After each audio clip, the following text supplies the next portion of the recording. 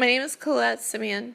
I live in Austin, Texas. I'm about to go to bed, but I wanted to get a few thoughts out before I went to bed just so some people could know that I'm thinking about them and so I could work out like conversation topics. First of all, I would like to give a shout out to my friends in Hong Kong who are protesting. They're protesting for fair representation in government, suffrage, and they're challenging the Chinese Basic Law of Hong Kong, which is basically kind of like their constitution, but not quite. I don't want to get into it because it's highly.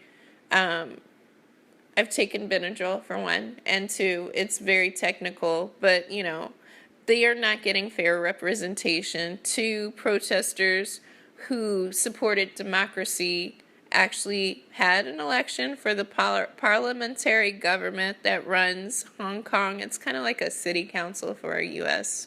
city. And they got on, and China decided to block these guys getting sworn in because they had challenged the Basic Law by asking for democracy, which is a shit show. It's stupid, and they can do that because it's China, but it's not right. And I see you. I hear you. I understand. And I support you. Go for it.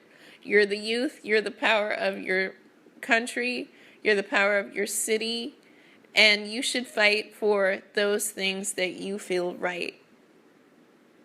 I find it ironic in the case that I am in the middle of my own election and we are having election woes, and people have decided since this election has started that it emboldens them to say whatever crazy shit that they want to say about my race, about my religion, about the way I look.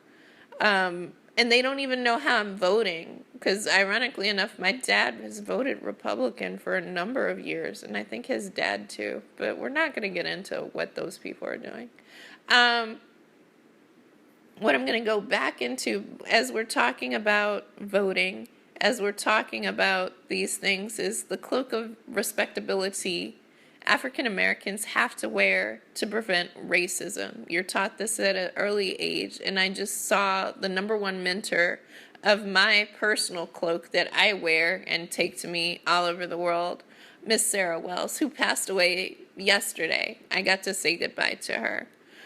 Miss Wells believed firmly that if you dressed properly and spoke well and clothed and adorned yourself with like all the accoutrement of a fashionable person, that you would not feel the stings of racism so harshly. If you knew how to use the proper silverware, if you could create a 4-course meal, if you could decorate a cake and write a name on it, like all of these things. Like, of course she believed in education and going on and finishing school and going to finishing school and learning different things, but she was the instiller of a lot of points of poise for me and my domestic skills that she believed all girls had to have, especially African American girls, because white people will come to your house and say you're trifling if your stuff is not on point.